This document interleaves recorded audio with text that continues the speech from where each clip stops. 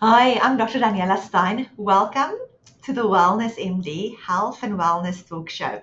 Today I have a very special guest. Today with me I have Rosana Fernandez. Rosana, welcome. Thank you. Thank you for having me here. I know our audience is going to love listening to you. Rosana comes with this wealth of knowledge. She's now a health coach, and what our talk today is about is specifically wellness in the workplace.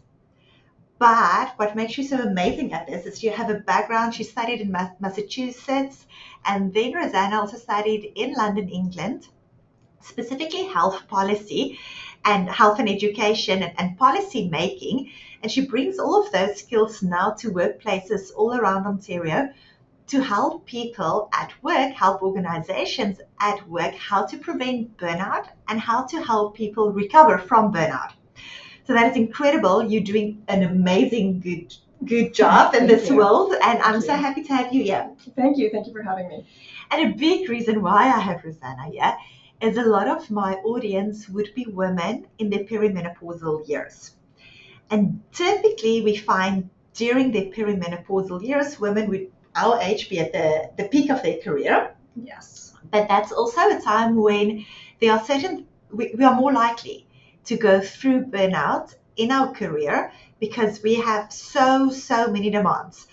And I'm maybe going to pause, and I want to really jump into this right away, but I'm going to pause a little bit and just tell the audience about yourself. You're Rosana Fernandez. Well, Rosana Fernandez, I'm a health coach and I am a health consultant in the workplace. So I work with corporations and organizations and people, both on the one-on-one and on the group setting, to help people understand what they can do to improve their health in the growth of their career. Because usually what we find in the workplace, mostly in Ontario and in Canada, is that people sacrifice health in the name of productivity. And with the whole concept of retirement, people work hard for retirement.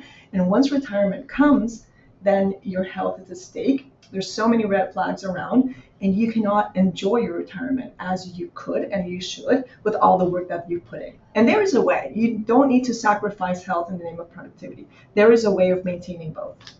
And that's big. That's a very big one.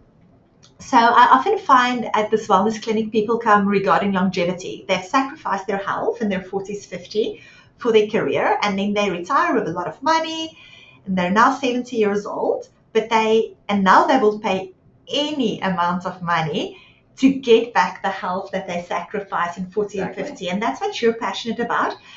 So it really helps for the individual, but then also for the organization. I work at a very big hospital. It's actually 3 hospitals, and we struggle with burnout quite a bit. And it's not just in healthcare, it's in all other types of corporate offices where you lose quite a lot of productivity when you deal with burnout. So it's the individual that struggles with their mental health, but it's also you as an organization, your whole team struggle if you have significant burnout in your company. And some companies are known to have more burnout than others. So that's why I have you here. I want you to tell us, what can we do to have less burnout? Well, burnout is an interesting topic, and I'm very passionate about it, not only because I think I've felt it a couple of times throughout my life, but burnout is interesting because I'm going to give a bit of personal story here. I come from a family that is very health oriented, super well educated about nutrition, avant-garde for their time, very focused on sports and physical activities and be in the optimal tip-top shape physically.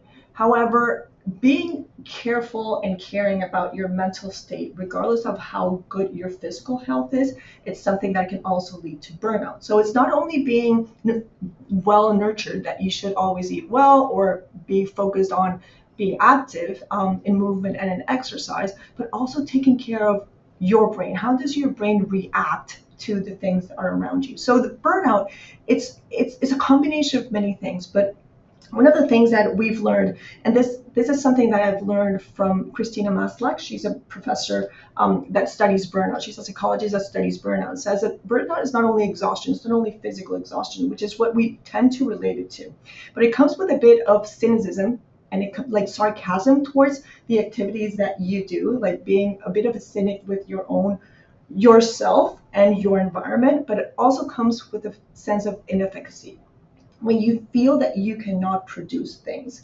So it's a combination of things, but it's very related to the amount of noise that you have in your head and the feeling that you cannot cope with all the workload, that you don't have control over your workload, that you don't have a community that brings in these three elements: the cynicism, the inefficacy, and the exhaustion together. And this is so good that you talk about that, because people would often know they have burnout if they can't get out of bed. But there is a whole spectrum before you can't get out of bed in the morning. And that is where you want to help people not to wait that you at that point where you don't get out of bed.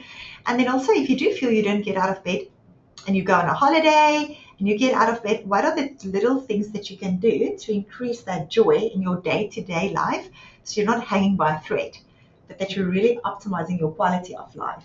So you can prevent burnout and you can reverse burnout once you have been accumulating stress, and we haven't talked about stress, and stress does lead to burnout.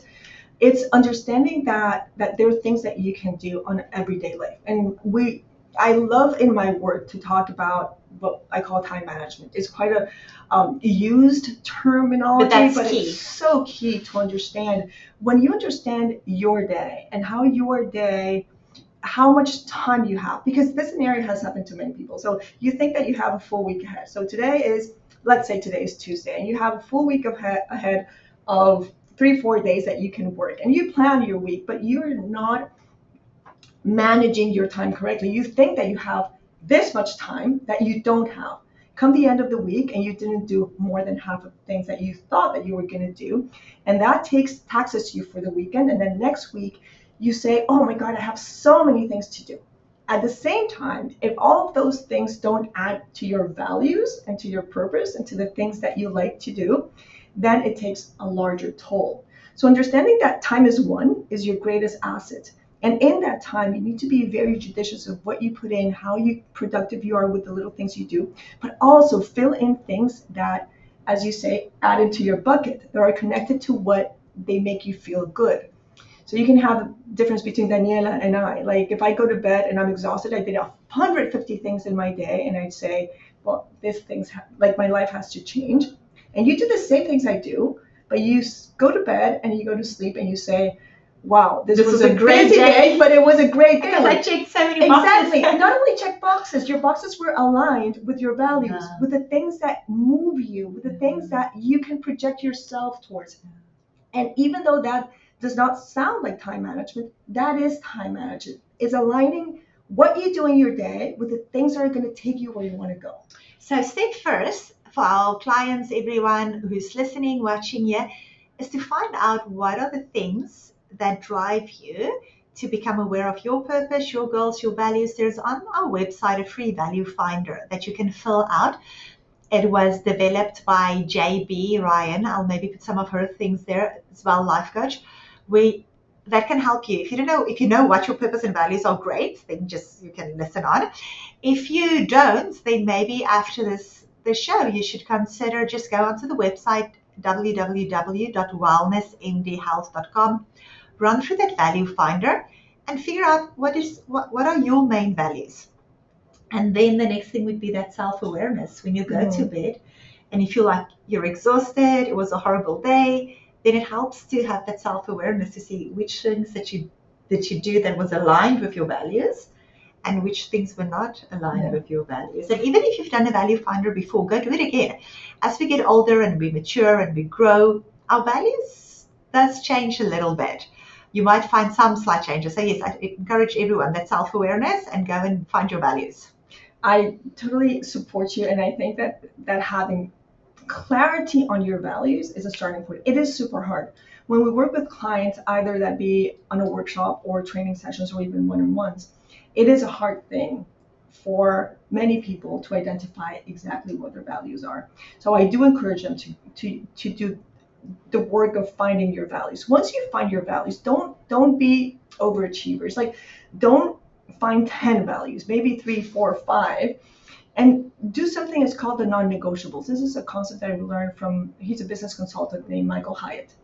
And what he says is you should have in your schedule non-negotiable times. So for me, my morning routine is non-negotiable. because I value my health, and I value my mental health, my physical health, and I value my capacity of projecting myself throughout the day. So for me, a morning routine, it can be 5 minutes, it can be 7, it can be an hour.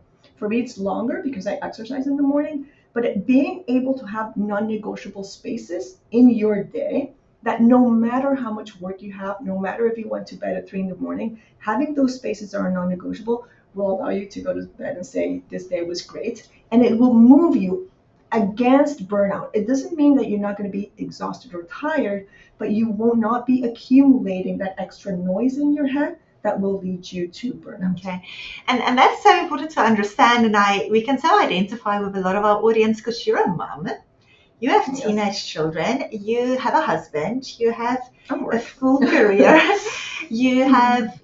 apart from this, you have your own business. So apart from being a coach and doing these workshops, you also have to run a business. So that's quite something. A lot of people who come to our clinic say, oh, but I don't have time. I don't have time for this, I don't have time for that.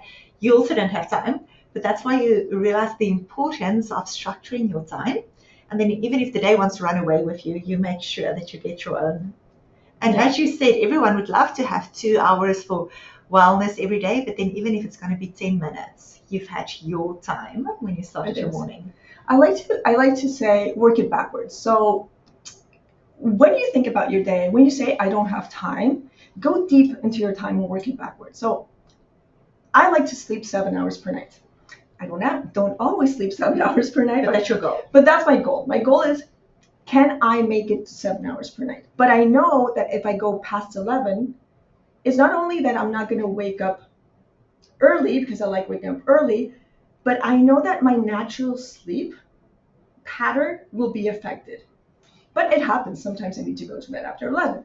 So once you've blocked that non-negotiable sleep time, because sleep is what will get you enough energy to go throughout your day. But once you block your sleep time, then fill in those little spaces in your day that you know that they're your non-negotiables because they're connected to your values. If that is spiritual life, if that is family life, if that is sharing with your children, if that is your own health, put them there and make sure that you add in the transition times. Because many people, when I work with one-on-one clients, you just block times, but you don't manage transitions. That's me. And I want to get as much possible in that day. So tick, tick, tick, tick. And then you don't have time to the transition. And if a kid don't have their backpack ready or their lunchbox packed for the day, I'm like, what? Then we're late for school. We're late because I didn't have that transition time. Exactly. So make sure you put in that transition time. And then make your work schedule, once you know, and this is related to the workplace, once you know what is your available work time, make it happen. So disconnect from social media, turn off notifications on your phone. Like, make it intentional that when you're going to work, you're going to work. What happened after the pandemic is that when we went home, even though working from home was very positive for many people, and it allowed many people to understand what their values were. At the same time, it created the sense that you needed to be connected 24/7. So there's an email coming at 11, and there's you replying the email at 1 in the morning, and there's the stress that you're going to get an email at 6 in the morning, and you feel that you cannot disconnect at all. So even though it brought good things because it connected people with their families, at the same time, it brought this ever-present stress that you need to be in the hook all day 24/7. And I'm going to talk about, again, women in perimenopause, that you have many fronts open. You might be in the sandwich generation. You have kids to care for, and maybe you have adults and parents to care for as well, plus a husband, a family, a partner, a spouse, plus your work. And there's so many fronts open. Being mindful that managing your day, understanding there has to be a closing time for you to invest and for you to dedicate to other things, it's only going to make the next day more productive. That if you run thin, trying to take care of all the fronts at the same time. So for example, one thing that I like to recommend to many women is do your meal planning one day. That's big. Either that is during the week or on the weekends. Sometimes it works for me Wednesday nights. Sometimes it works on a Sunday afternoon. But it will guarantee that you'll have family sharing time. It will guarantee that you have more time during your week to do things. It will guarantee that you're going to eat correctly, and it will reduce the stress of what am I going to feed my family? Because it's not about what food are you going to give them. It's about the creativity of what you're going to do once you're depleted. And I just told my husband that last night. So I went to a very fancy restaurant with my husband. Very, very fancy, very expensive. So I decided, I can do this for much cheaper at home. So I went with my kids after school. I picked them up. We went to the grocery store. We bought all the different ingredients, made this meal at home. And I told them it wasn't just the 3 hours that we've spent like sourcing food, making this meal, but I feel that it used up all my mental bandwidth. And I like to be super productive, but that literally used all my mental bandwidth. So the rest of the night I couldn't work or be productive because it just used everything. Whereas on a normal day, if I did plan on a Wednesday what I'm going to eat this week, what food we need to have in the house, it's so much easier. You can order your groceries online. It's time management. You know that today is Thursday, we're going to have this food, and you're making it, and that thinking goes out of the, which is really good. Which is the creative part, what I call the creativity. Again, I might love cooking, but I don't love cooking every day. And especially if your goal for that day was to do something else, if you used all your creativity, I say my bandwidth, if you used all your bandwidth of food, then I don't have that much bandwidth left for parenting or other things. Exactly. 100% agree. 100% agree. So again, being a woman in my 50s and perimenopause or whatever stage you're in, you have to add up not only all the fronts, not only your workload, not only the stressors accumulated from your work and this 24/7 connection, but also everything that's happening to you. So that's a big new body. A new body and brain. Yeah. And brain. Yeah. Okay, so to summarize where we were, is people can do better by planning and scheduling their time and just being aware and intentionally scheduling. But then for our perimenopausal bodies, so what do we mean with perimenopause? So your average age of a woman going through menopause, your median age would be at around 51, 52. But then for the 10 years before that and the 10 years after that, you have hormonal fluctuations, which is quite good because we go through a phase where our brain is literally rewiring itself, and we are way more mature than we were in our teenage years, where we can very intentionally decide what we're going to do and what we want from life and how we're going to do it. You have to be intentional. And then once you have that clarity, then, and that's where you really come in, is to help people to really plan, to realize what are the things that are draining them. And then we always talk in lifestyle medicine about the pillars of health. So sleep, which you touched upon, is a very, very big pillar of health. And you are so right that you say that you want to be in bed by 11, because most studies shows us that you get your most optimal sleep actually between 10 o'clock at night and 2 o'clock in the morning. So if you can, because a lot of people say I'm a night owl, that's when the kids are in bed now, I must quickly get work done. Yeah. But chances are that you will be more productive early in the morning. So if you can try to adjust and try to be in bed earlier, really plan accordingly. So sleep is a big thing. And then also in your perimenopausal years, unfortunately, sleep gets disrupted. But there's things you can do. Yes, so let's talk about that. Let's focus on sleep. So sleep is a more active state than when we're awake. And you as a doctor, you know that. Everything that happens in sleep, it's to protect you for when you're awake. So memory consolidates while we sleep, our cells grow while we sleep, and so many things happen while we sleep. However, with this perimenopausal and this hormonal chaos coming in and the estrogen coming down, lowering, and the progesterone lowering or behaving erratic, you start having either night sweats or more, I wouldn't say fragility of your sleep, but you might tend to be more awake. So one of the things that I was reading and I talked to my clients, and when I asked them, mostly the women who are in this stage, is what keeps you awake? Is it your thoughts or is it your body? How fast can you fall asleep after you wake up all drenched in sweat if your thoughts are okay? And they all say very quickly, I just change my pajamas, go back to sleep.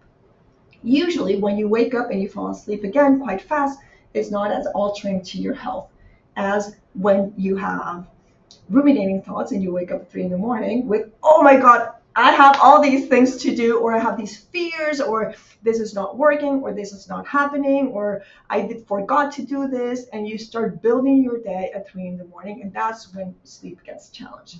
And that happens not only at 3 in the morning, but it also happens before you go to sleep. So when you turn off your light and you go to sleep, that's the moment of your day that you let go.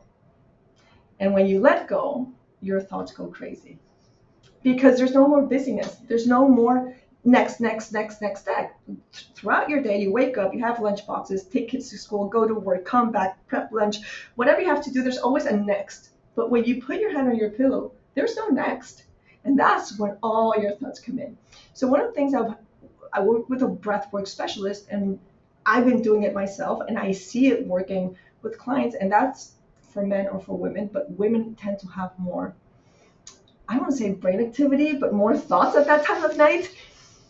If you, instead of allowing those thoughts to come in, once you put your head on your pillow, if you start doing any breath work, that can be elongated exhales, that can be box breathing. So you inhale in 4, hold in 4, exhale in 4, hold in 4. If you focus on breathing, most likely you'll fall asleep on breathing, and you're cueing your system saying, let me connect my parasympathetic nervous system, let me disconnect my stress, flight or fight response, and let me connect to a more relaxed state, and you will likely sleep faster. You will. Yeah. And then waking up in the middle of the night, one of the most useful tools that we share when we work with clients is something called the closing routine. So there's this psychologist, I don't know if you've heard about her, called Bluma Garlick. No. She's a 1940s Austrian woman that she started studying why does her brain hold on to things that are not complete. And she did several studies saying it is part of the human brain to keep active those things that you haven't completed. So say, for example, your taxes, which is a very common one. Everyone has to fill their taxes. So if you haven't filled your taxes, the date is coming, the deadline is coming, you know that you have to do it, but you haven't done it. That is the thought that's going to wake you up at 3 in the morning. Yeah. And those are the things that are going to come back to you because the brain has a protective ability to not close the things that are not complete. Mm-hmm. Years later, in the 1990s, a couple of scientists in the US took her studies and said, what can we do to solve this problem? And they came out and they, after several trial studies and work around this topic, they said, well, what has the best outcome if you write with pen and paper, computers were not so accessible at the time, but if you write with pen and paper, not the completion of what's pending, but when you're going to complete it. There's somehow a magical connection. When you say, I will fill my taxes next Thursday at 10 in the morning because I have that slot, your brain lets go. So having a closing routine before bedtime, a little notebook beside your bed. If thoughts are waking you up constantly at 3 in the morning and you cannot go back to sleep, just before going to sleep, drain your to-dos and your pending items. Not only write them in the form of a to-do list, but when will you take care of it? And you'll see how you will not be woken up by thoughts and the idea that you have not completed things. And that's very valuable. There's a lot of science behind that, and I've been practicing it in my clinic with so many people. It definitely works. Both of these things, the breathing and the journal. And if there is anyone watching today or listening who hasn't done it yet, I really recommend go and buy yourself a lovely journal. And we talk about journals for other things as well, which we'll maybe still touch on. But then one of the things you can journal every night before you go to bed, but you have to plan. If you want to be asleep 11 o'clock, you have to do these things 10 o'clock. Yes, right? yes. Where you can process your day. And then as soon as your body calms and is ready for bed, your brain is going to remind you of your to-do list. Then you write your to-do list with the slots when you're going to implement it. And it also gives you the opportunity to reflect and process other things that happened today, because that's the next thing.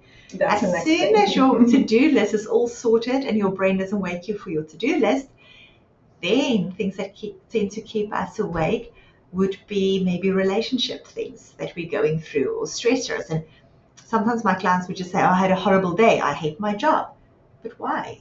why did you have that horrible day? Why do you hate your job? For me in the hospital, for example, I often find that I can deal with people who are very sick, very complexly ill, who has cancer, heart failure, kidney failure, liver failure. I can really maybe deal with the medical part of it, but what I can't deal with if this is maybe a young mom with two little kids at home.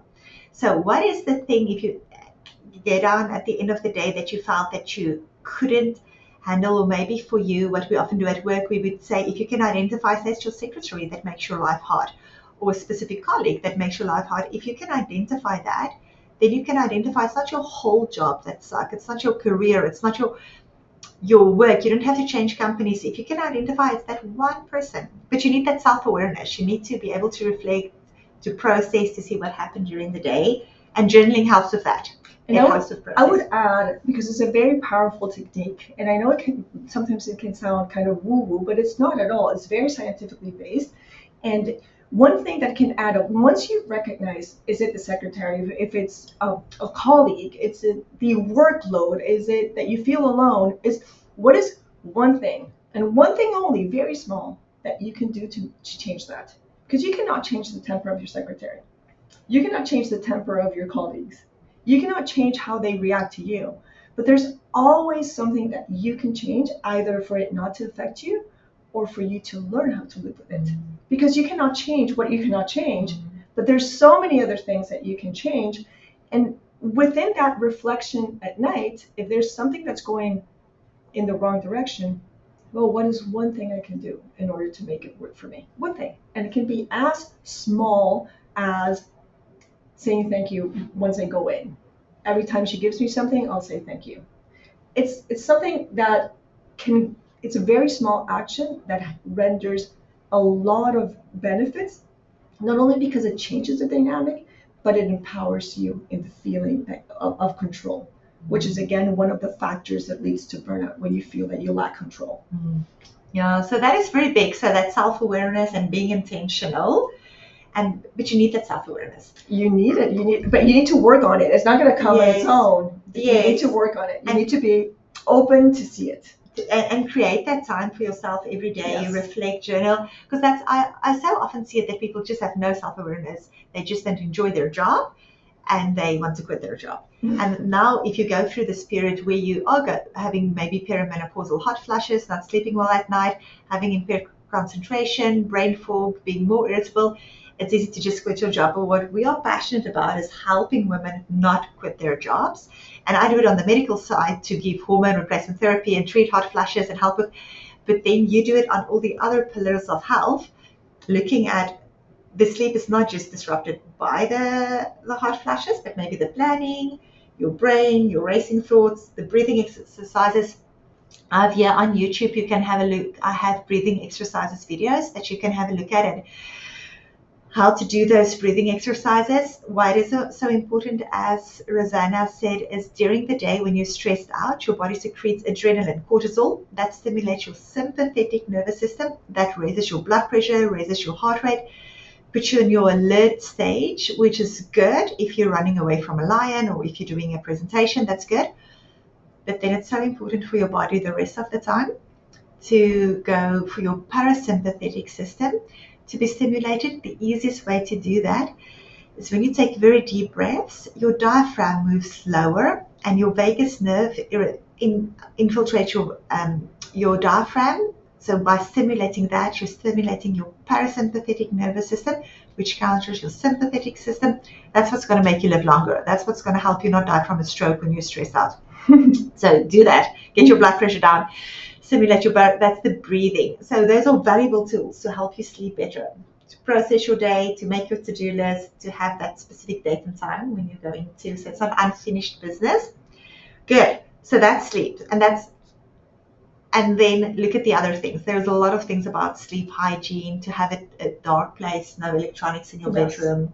And also, like, sleep has many things that conduce to sleep while you're awake. And the other one is early morning light exposure. So light is a big one. And I was in a workshop, in a menopause workshop, and a lady said, wow, is light so important that's what, when I go camping at night, I'm not dead. And I always thought it was the fresh air that literally, like, my lungs just filled with oxygen. I'm like, no, it's that you start regulating yourself again with natural light. Because we're so filled with artificial light that we've created a disconnection between that 24 hours clock in our brain and the regularity that we should have in sleep. So one of the things Daniela was talking about, adrenaline and cortisol as hormones that you produce to create stress. And stress is not always bad. Stress, as you said, is good. It's what leads you to performance. It's what leads you to a presentation. It's what takes you out of bed in the morning. And that rise of cortisol usually peaks 1 or 2 hours after waking up and then naturally declines. So in perimenopause, when you're with that massive hormonal chaos, that hormonal chaos of your reproductive hormones are going to affect the levels of cortisol.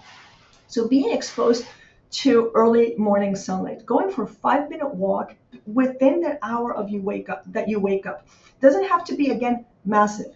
Brew your coffee, your tea, go out for a 5-minute walk, expose yourself without sunglasses to natural light. So you kick in your natural cortisol in the morning and push it towards the end of your day.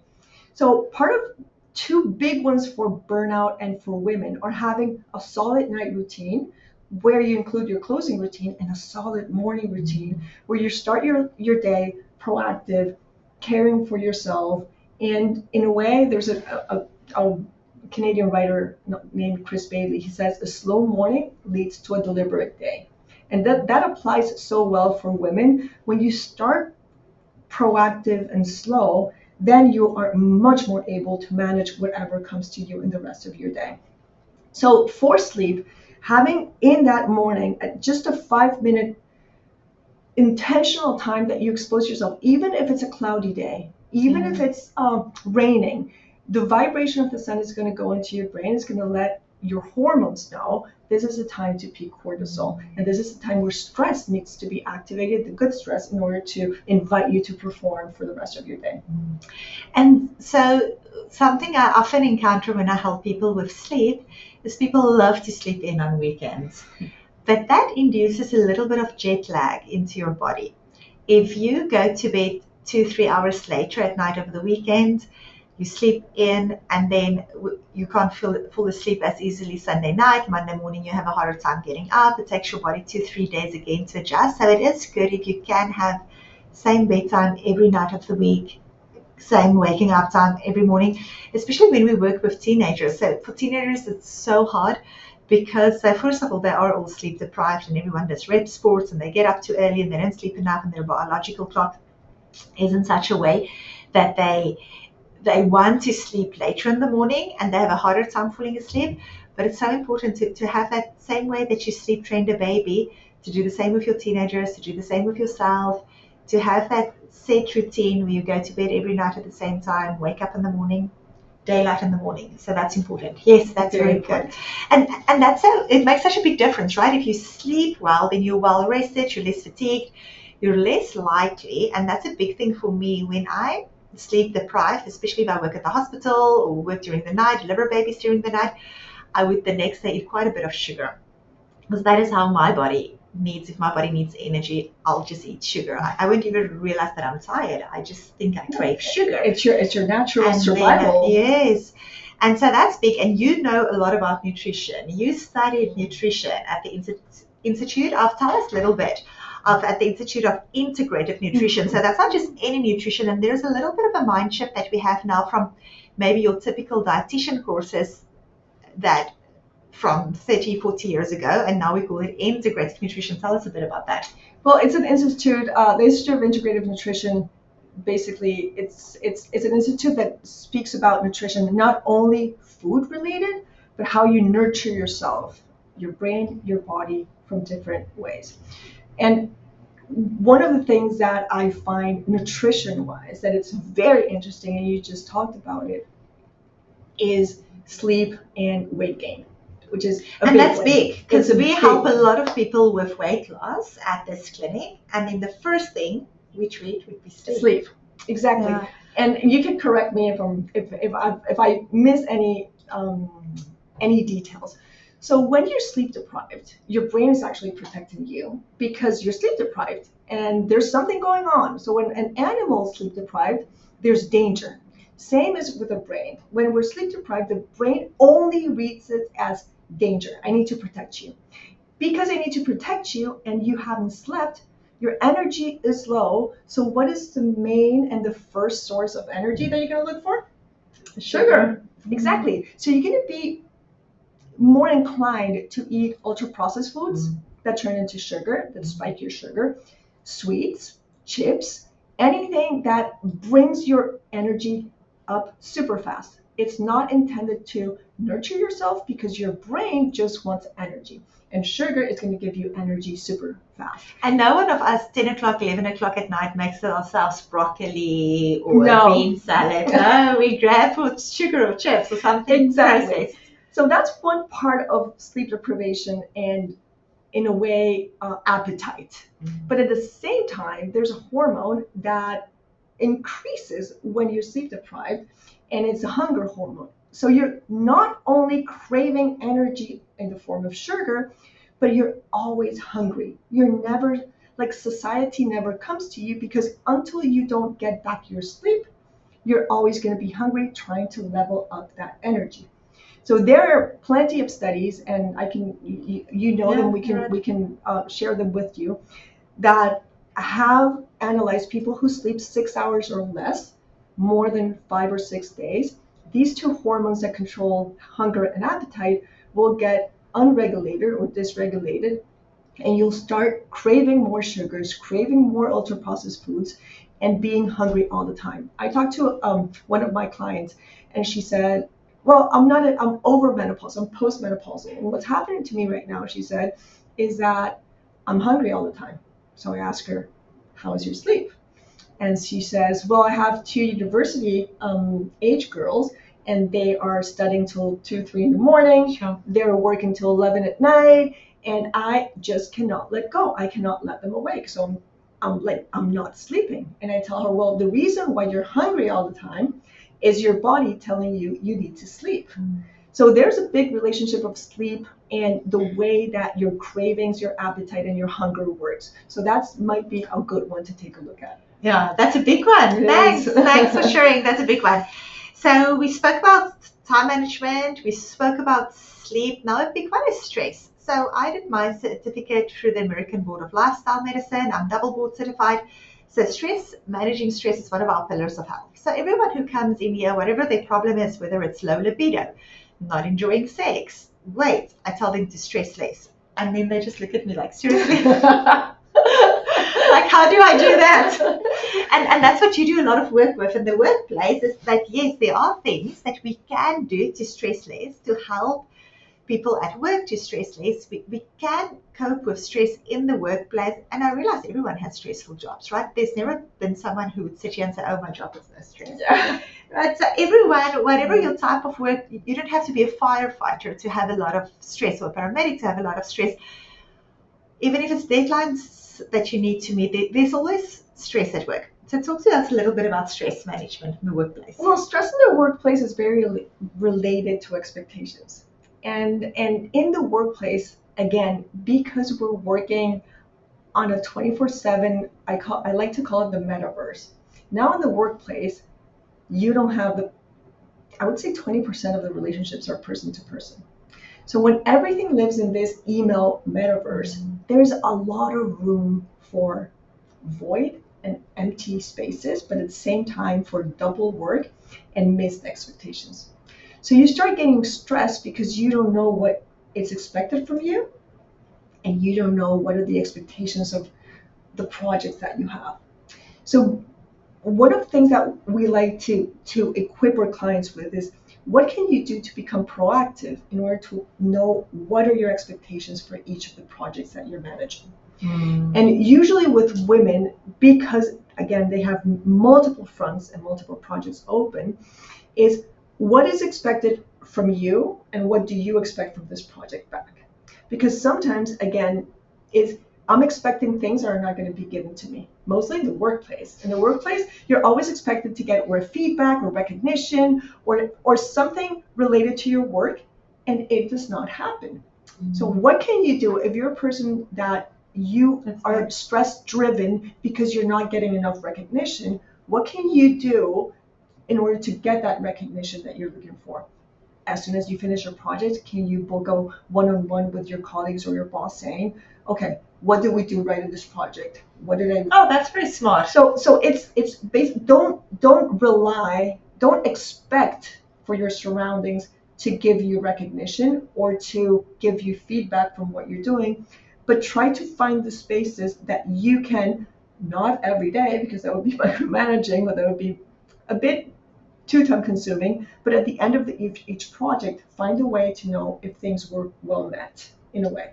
No, that's so what can you manage? And it is in couples as well. It is with children as well. Oh, tell me what you do as a couple. No, it is with couples as well. When you're expecting your husband or your spouse to do something, they don't do it. It creates stress. It creates a lot of noise. So managing, even within your relationships, what are the expectations? You don't have to put everything on the table or write a guide. But you have to be able to communicate that, because otherwise, ask in my for mind, what you want as well. Yes, I'm frustrated. Why did my husband not do this? Why did he not do this? Why did he? But he had no idea. Exactly. We were doing a workshop on menopause, and we have 1 man and 3 women who were leading this workshop, and it was so valuable to have him, because he was like, when you women go through menopause, we have no idea what you're going through. So he said, as a man, I would love for my wife to be able not to judge me, but to come and say, you know what, I'm feeling today like my mind is not working well. I've been having brain fog all day. I'm tired. I cannot think well. And I feel that you're just not supporting me. So if you come from that space, I know 70% of women do not talk about menopause in the workplace, and it's not expected to. But knowing that what you can deliver, you have right expectations on what you can deliver, will help you communicate what you can give within the workplace. So this is key. You need to be able to communicate it. You can't communicate it if you don't know what you want. So you must first be self-aware. Exactly. Then you must go and sit and write down, what do you need? What is working? What is not working? Then the next step is to communicate it. And getting back to relationships, when I started this wellness clinic, I was all up in arms. I'm going to give everyone hormone replacement therapy. We're going to do nutrition. Everyone's going to be healthy. And then I realized the first person who I actually needed on my team was a marriage counselor. Because there's no amount of good eating, good sleeping. It's not going to give you that happiness and the joy you want if you don't have that ability to communicate with your spouse. So that is quite big. I saw it in my clinic, how important that marriage counselor is to help people communicate. And then exactly the same in the workplace. You need to first be able to know what you want. And there's a very good book called Drive by Daniel H. Pink, where he speaks about what drives certain people. And you would often think, oh, you just need more money. Everyone needs more money. But then they found that money is not really the thing that's going to give you that satisfaction at work.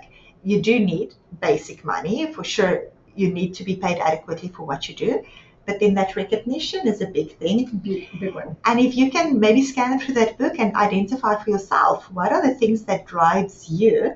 I saw with one of my colleagues here in the hospital who had burnout, and he quit his position in the hospital.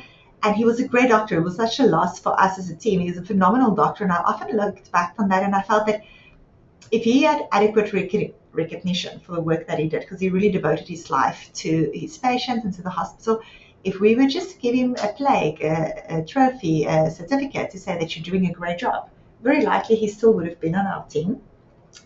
But it's not part of our culture to be recognizing everyone for their good contribution. It's more like, let's just survive this project and get on to the next one. You take it for granted. Yeah. And you just forget, you don't celebrate those big wins or those small wins. Yeah. My husband always says, I'm going to start marketing myself here in the house. It's like, boys, I picked up your clothes.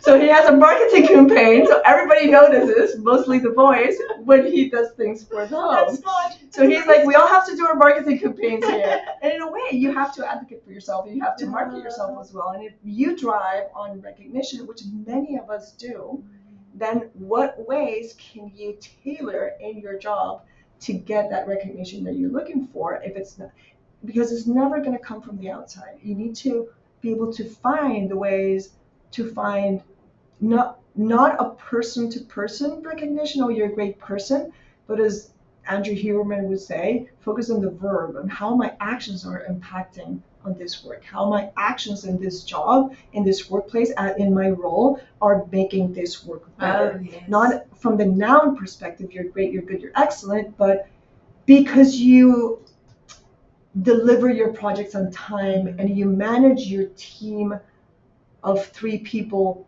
flawlessly, you allow for this company to flow better. So you focus on the actions, on the verbs, instead of the nouns, because the nouns can bring people down or up because they're very subjective in a way. So, Sure. so when we recommend seeking for those stress releasers in the work, because not being recognized, not receiving enough reward, and again, it's not only financial, it's going to create and build up stress that can lead you to burnout. Okay.